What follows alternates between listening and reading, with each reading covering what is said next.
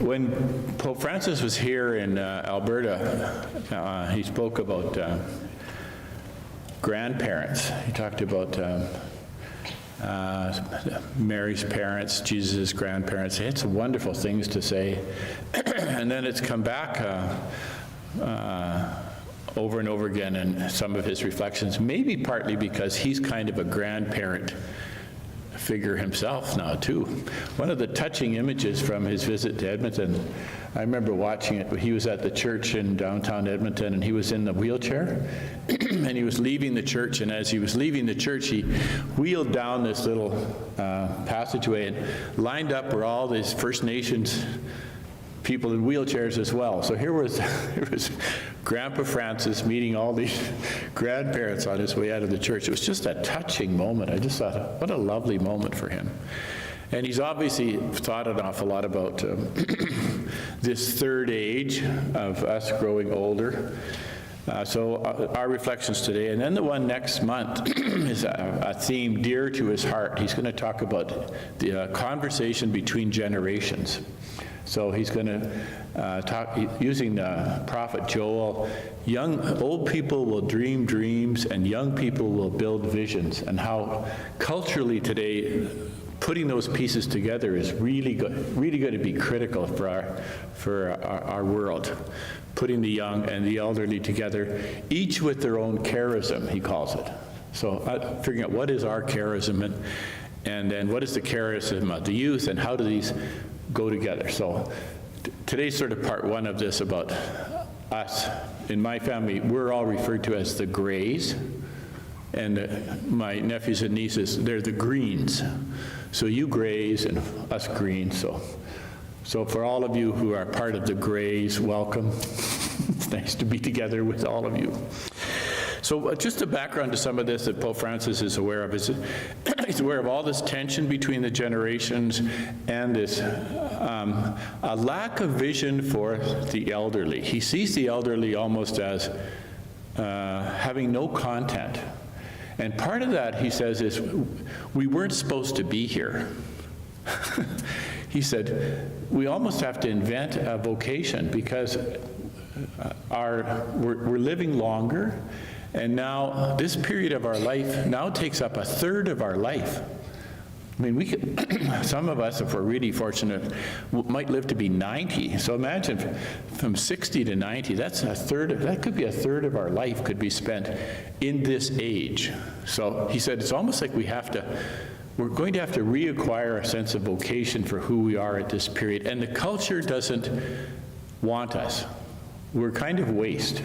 We're excess baggage. We're to be gotten rid of. That's how the culture looks at it. In fact, one of his themes he says one of the dominant metaphors of this age is that the elderly are kind of waste material. They're excess baggage. They're to be gotten rid of.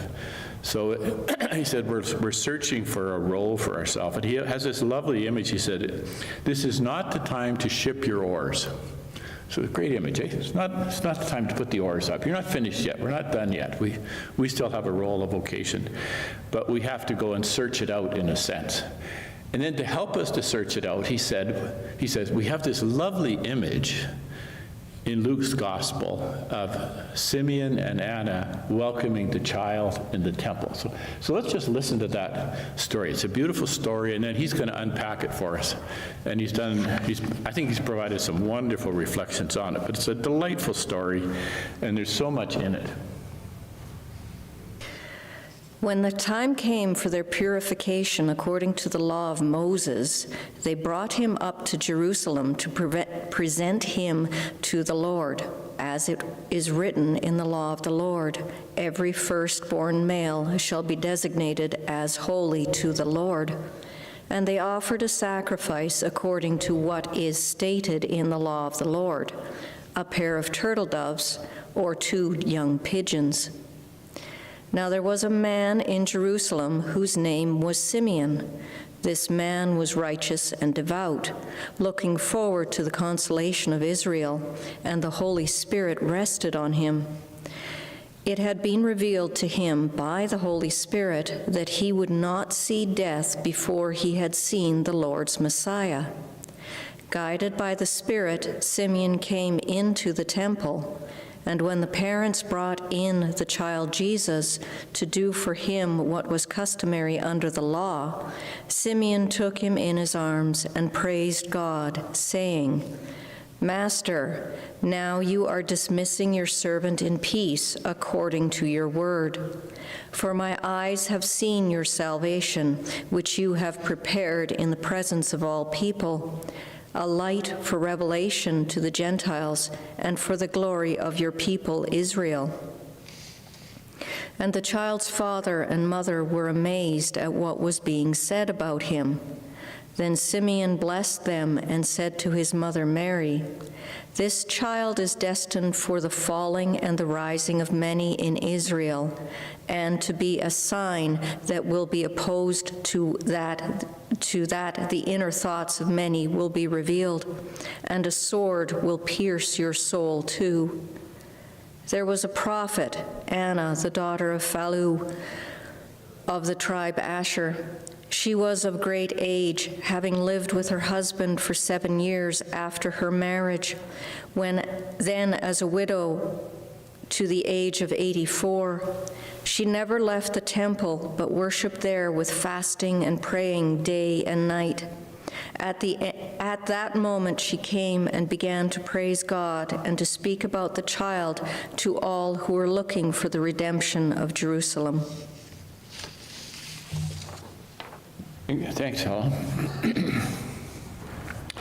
There's a lot going on in this story, so just a little bit background that might be helpful for you to keep in mind. When David brought the ark to the temple in the Old Testament, we hear how, because David was a little bit afraid of the power that was contained in the ark, he delayed its arrival. So he ended up, it made a detour to the hill country of Judea, where it waited there for 3 months. And then you track Mary's journey. She's pregnant, and where does she go? She goes to the hill country of Judea to wait there with Elizabeth before coming to the temple. And so when Mary arrives with the child in the temple, this is like the arrival of the ark into the temple. So you have all that deep background behind this story. So if Simeon and Anna had not been there, we'd still have all of that going on in this story. So it's really quite it's a very rich kind of event. So the background behind this, and this is what Pope Francis has invited the church to look at, is our culture has been anesthetized. That's how he describes it. He said, we're overloaded with stimulation. And the stimulation is in our culture, is always aimed at our physical senses. We have so much sound, so much color, so much physical touch, so many experiences. He said, all of that, we're bombarded by that. He said, if we lost our physical senses, we'd recognize it right away. Like during COVID, when people lost their sense of smell, they knew it right away. We lose that kind of sensitivity shows up right away. But he said, because we're so bombarded and all of it's aimed at experience, he said, one of the things that's happened to us is our spiritual sensitivity has been numbed during this period. We are losing our ability to read and to pick up spiritual signals. And he said the tragedy is you can go a long period of time without recognizing that you've lost this spiritual sense because all of this other stuff's going on. We idolize youth and everything's aimed at youth, and there's so much noise that we can lose this spiritual sense and we don't even know it's gone. And he said this isn't information about God. He said this isn't knowledge about God. It's not data about God. He said it's an ability to understand and feel compassion and understand and feel mercy and understand and feel solidarity. He said all of those spiritual values, he said our culture has numbed them down. He said, and that's one of the great tragedy we have. And he said one of the costs of this is the elderly, because one of the sensitivities, or our sensitivity that we've lost is a sensitivity to frailty, to weakness, because it's not loud enough. It's soft. And so we lose that awareness of frailty and weakness in the culture. And he said, and the victims of this have been the elderly. He said, particularly in COVID, he said, the elderly are the first ones that paid the price of this. He said, we didn't see them when they were alive, and he said, and we didn't watch them die because they were kind of oblivious to us. So he said, as a result of that, he said, we've lost this culture of tenderness, which Pope Francis is very strong about advocating, that this need for tenderness and mercy, those all got washed away because of the loudness of the culture and because we were constantly being bombarded with noise. So we lost this other sensitivity to pity, to shame, to fidelity, to tenderness, to honor. All of those prime values, our culture has lost the ability to pick those things up. He said, we have the buzzword of inclusion in our culture today.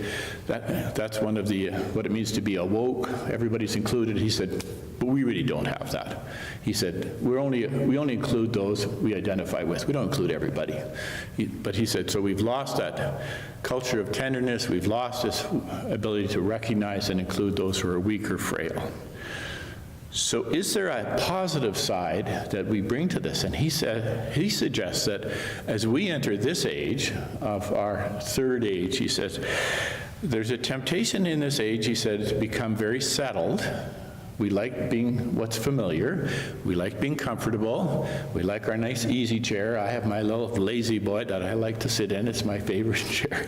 He said, we get into this age, he said, we're really tempted to make ourselves comfortable, be familiar, and to see our life as something to be a treasure to be preserved. He said, that's the temptation, not a gift to be developed.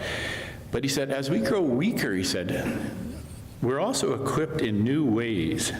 And he said, because we're frail, because our body is weaker, we're more forgetful, we're not as strong as we were, we can't do everything we were. He said, we have the capacity, he believes, to be more aware of little things, of small things. He said, we have a capacity to pick up signs of God, and in particular, the sign of God, who is Jesus. And he said, and what tunes us to this, he said, is we are ready to die. And he uses Simeon and Anna as an example.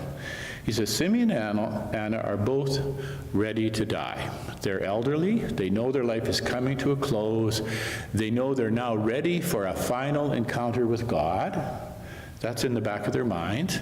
And so they're looking for that encounter. They're tuned to that encounter because they've accepted that. They've accepted, I'm coming to this point in my life, I'm ready to die, and now I'm looking for and positioning myself to meet God.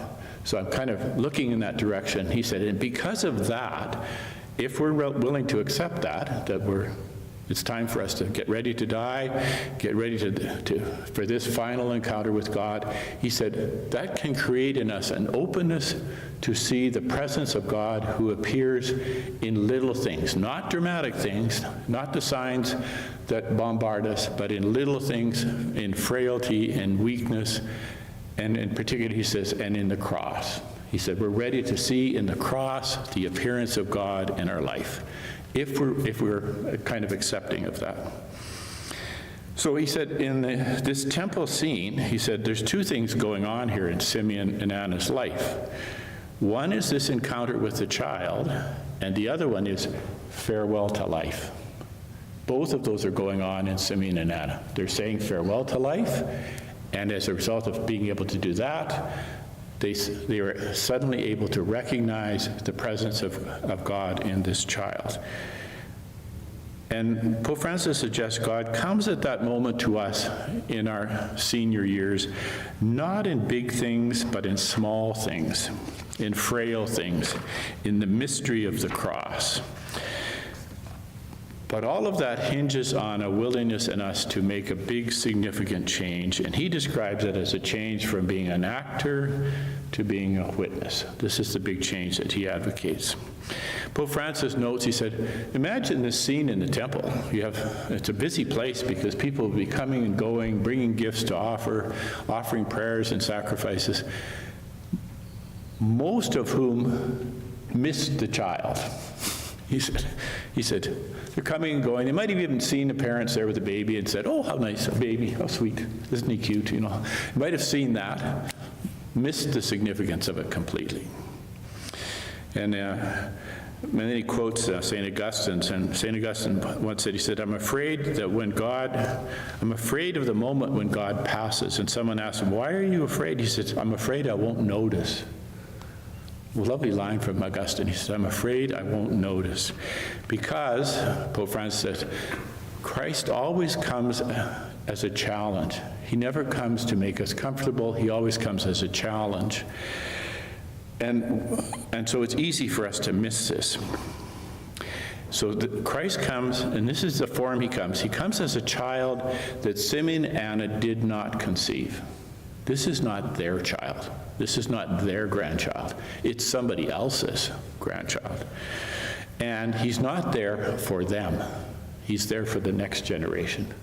And he said, that's why we miss it. Because we're used to everything coming and confirming us and making us feel comfortable and making us feel affirmed, making us feel solid.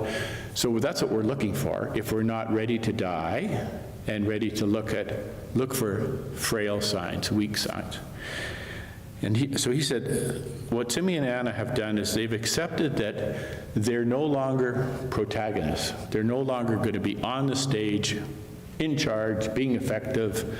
I'm now the pastor. I'm not the pastor anymore. I've let go of that.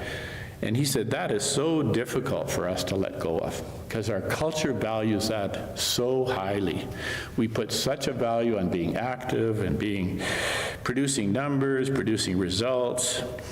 Activity is kind of the measuring stick for our society. If you're going to consider yourself valuable, you've got to be active, you've got to be doing things. They say to us, when you're retired, what are you going to do to keep yourself busy? You know, you have all of that emphasis so that you're not a burden to anybody, you know. Get a hobby, all of that stuff. Even when we get to this stage, everybody wants us to be busy and, you know, and be productive. The opposite of it is viewed as waste, as useless. Waiting in our culture is considered to be a useless human activity, and it's the source of all of our frustration. Whether it's waiting in traffic or waiting for someone else to do their job or waiting in line at a store, that's considered useless activity. We put no value on that because we're so preoccupied with being actors. And in some senses, we can even explain it and say, well, that's what God was like. God is busy. God is the creator. God is in charge of things. God makes things. God does things. That's what it means to be God. And we're made in God's image, so we should be busy. And then we also could argue, well, that's what Jesus was like. Jesus was active. He did things. He was busy. He was proactive. He engaged people. He taught. He worked miracles. And it's true up until we have this key moment in the Gospels, and it's most dramatic in Mark's Gospel, when he was handed over. There's a big shift in the story of Jesus when his passion begins. And that term is used. He was handed over. And from that point on in the Gospel, especially in Mark's Gospel, Jesus is completely passive. He doesn't act anymore. Things happen to him, to which he gives permission for them to happen to him, but he's completely passive from that point on, right through to his crucifixion. And then in Mark's Gospel, we have this declaration, and that's the Roman centurion at the foot of the cross who finally says, this is the Son of God. So what did the soldier see that convinced him that this was the Son of God? And the default reply is, well, he saw how much suffering he went through. But he'd seen that before. You know, he'd seen lots of people crucified. That was not a new event. He did see Jesus' willingness to accept what was being done to him, to suffer in that sense. And suffer in that sense is actually the Old English meaning of the word to suffer. You've heard that expression, he doesn't suffer fools well. You've heard that kind of language, or I don't suffer people being disorganized.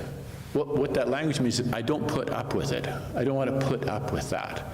So suffer originally did not mean hurting. It didn't mean pain. It meant putting up with what was being done to us, putting up with what was happening to us. What he noted about Jesus was Jesus' willingness to put up with everything that was being done to him. And the noteworthy part of this is he's showing us in that point, this is the mystery of God. Because when God sends Christ to be incarnate among us, to take on flesh, God, in a sense, commits God himself to put up with whatever we're going to do. God takes the mission of trying to reach out to us and bring us into this orbit of his love. He says, I'm going to put up with whatever happens now. I'm going to run the risk that they're going to do nothing. I'm going to run the risk that they're going to ignore him. I'm going to run the risk that it's going to be a failure. I've entrusted the mission of Jesus, its success or failure, its triumph or tragedy, I'm going to entrust that to their hands. And I think Pope Francis is very aware that that's the position of the church. The church has to accept that she has to suffer what's being done to her and accept that, and accept this is our mission. We're going to accept whatever's done, trusting that by accepting whatever comes, somehow we're being open to and cooperating with the mission of God. And one of the interesting things that he did, this happened probably a year or longer ago, he made Lazarus a saint. Remember the story of Martha and Mary? Well, Martha and Mary were already saints. They'd already made it. And Martha because she was the saint of activity, and Mary because she was a saint of contemplation. And then there's the brother. We have the two sisters and the brother. And he finally made Lazarus a saint. Well, just pray tell me, what did Lazarus do? Nothing. He waited. He waited in the tomb for Jesus to act. That was his contribution. And he accepted that this was his role. My role is to wait patiently for Jesus to act. And he sets an example for us, especially us, in this period of life where we spend a lot of time waiting. I mean, if you're doing any doctoring today, you're doing any hospital care today, you're involved with the health care today, you're involved with anything, you're doing a lot of waiting. We're doing a lot of waiting. And we look on it as useless activity. Pope Francis says, no. Now you're a witness. You're no longer a protagonist. You're no longer an actor. Now you are a witness. And that's what positioned Simeon to be able to see and recognize the child. He was waiting. They've been waiting in the temple, Simeon and Anna, for years, waiting in the temple. Everybody else would look at that and say, what a useless thing to be doing. Pope Francis says, no, that's a wonderful thing to be doing because that's what God does. God waits for us to act. That's what seniors do. They wait for other people to show up. They wait for their grandkids to come. They wait for children to come. They wait for all these other people. We spend all of our time waiting, just like God waits for humanity to act. That's divine, and it enables us to see the sign of Jesus. I love that image about being accepting that we're no longer a protagonist, but we're now a witness. And it struck me as I was reading through that one of the people who could not accept that was Herod. That Herod could not accept that he was, by the coming of Jesus, Herod was now going to become a witness and not an actor. Couldn't accept that, and I think that's what drove Herod to destroy everything, because I can't give up the stage. I can't give up being the center of attention. I can't give up being the actor, being the one in charge, being the king, and I'll destroy anybody who gets in my way.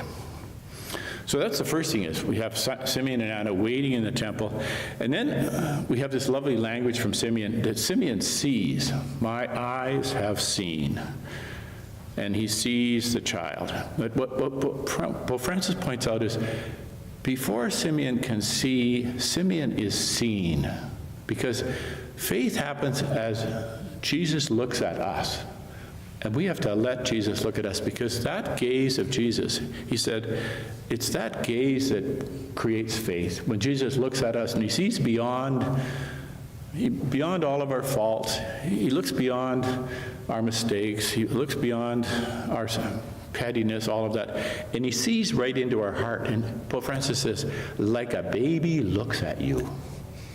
He says, when a baby looks at you, the baby looks way beyond all your busyness. That baby looks right into your heart.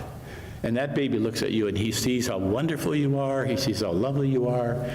That baby just looks at you with pure love, and it cuts through everything. And you know about how true that is. Lisa's nodding. I think we've all had that experience of baby looking at us and thinking, wow, could I ever be that good? Well, that's the gaze of Jesus. Pope Francis says that's how Jesus looks at us, and we have to let him look at us and allow some time for Jesus to look at us, to see us that way, to see right through us, to see past all of our faults, to see that we're beyond all of how sullied we are. And then Simeon can say, now my eyes have seen. If I've allowed Jesus to look at me, now I can see clearly. I can see other people the way Jesus looks at them. I can see how good they are. I can see how wonderful they are. I can see past all of their mistakes. And he said, we're not looking for something that isn't there. We're looking for what is really deeply there, what's deeply inside of them. So he said, the first step in this is waiting. The next step is being seen and seeing. And then, Pope Francis says, and then this wonderful activity, he says he takes him in his arms. And he said, that's really what we're called to do as Christians, take Jesus in our arms. It's a lovely image, he said, and why don't we do it? He said, because we're too busy being protagonists. We're too busy being active with other projects and busyness and producing and creating all this stuff. He says, we don't create time to take Jesus in our arms, in prayer, in our hearts, to hold him in our hearts, to actually have that experience. And he said, and if we don't put Jesus in our arms, we will put something else. We'll put projects in there, we'll put busyness in there, we'll put something else in our arms. But if we don't put him in his arms, we're going to put something else in there. And he said, and inevitably, whatever we put in there will disappoint us. Doesn't matter what it is, it's going to disappoint us. And he said, and then we're going to start complaining. And then we get bitter, and we start complaining. So if you want to know why we're cranky, he says, because you don't have Jesus in your arms. But he said, it's inevitable. If you don't have him in there, you'll put something else, and whatever we put in, it will have an expectation about it, and it will let us down. And then he said, then we'll complain about this and that. He said, no wonder we're filled with crankiness. And I think what he's saying is that us grays, we're the ones who should most especially not be like that. We have the time to hold Jesus. We have the time to put him in our arms, to hold him prayerfully, and to imagine ourselves doing it too. Part of this is in our prayers. Imagine us holding this child in our arms and realizing, I don't have time for that. I have to let go of that. I don't have time for that. I'm holding Jesus. When you're babysitting a baby, you don't have time for a lot of other things. You know, you're holding this child, Jesus. And he said, we also become inflexible. He said, if we're not holding Jesus, we become more rigid. And he said, and other things escalate. Disagreements escalate, arguments escalate, everything gets ramped up. It gets too emotional, too febrile, everything gets charged up, he said. If we're holding Jesus in our arms, he said, we're relaxed. He said, now we've got a hold of a thing that is so truthful and so solid, we can face everything else that's going on around us.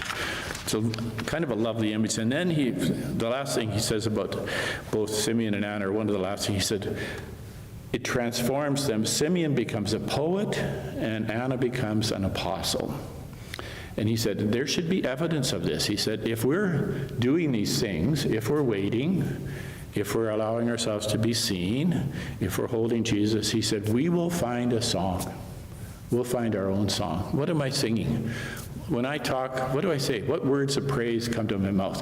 When I talk, am I filled with saying good things? Am I filled with saying positive things? Am I filled with saying, look at that, isn't that beautiful? Look at this sunrise, look at that sunset, look at the snow. Is that what's coming out of my mouth? Because if I've done all of these other things, he said, we'll all become poets. We'll find a song. Simeon has this lovely song that we pray in the church's office now. Now, Lord, you may dismiss your servant, for my eyes have seen. That's poetry. Simeon, that all came because Simeon waited. He allowed himself to be seen. He held the child Jesus. And now Simeon becomes a poet. And he's filled with wonder and amazement. And Pope Francis said, if we're not filled with wonder and amazement, it's because we're not holding Jesus. We haven't let him see us, haven't let him look at us. We haven't been accepting of the fact that we're waiting for this final encounter. All of those pieces that are going on in the temple, all of those pieces lead up to becoming a poet and an apostle. And he said, our real fear, he says, is we get paralyzed by fear, and we have this longing to go back to what was familiar and what was comfortable and what we used to see and what we used to be about. We long to go back to that old age. And he said, poets are about the future. Poets are about seeing newness, seeing something brand new, seeing something that has new life to it, a new future. That's Simeon. And then he says, Anna becomes the first apostle. And I had never thought about that before, because I think our church has slowly come to recognize that Mary Magdalene was the first witness to Jesus' resurrection. Isn't it interesting that Anna becomes the first witness to the incarnation? She's telling everyone about the child in the temple. Because of all of these things that have taken place in Anna's life, she becomes this first apostle, telling everybody about what she has seen in the temple, telling everybody about the child Jesus. All because of these things that she's done or has allowed to happen to her.